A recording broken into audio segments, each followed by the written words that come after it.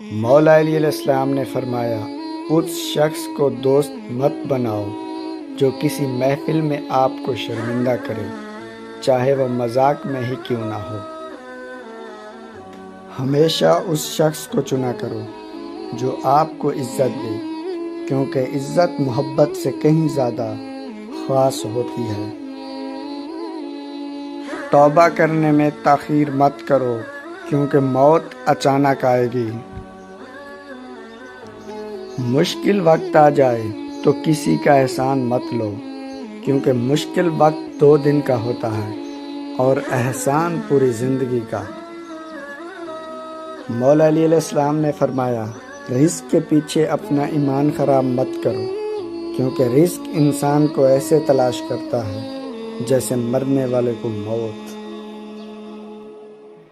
کبھی تم دوسروں کے لیے دل سے دعا مانگ کر تو دیکھو، تمہیں اپنے لیے دعا مانگنے کی ضرورت نہیں پڑے گی۔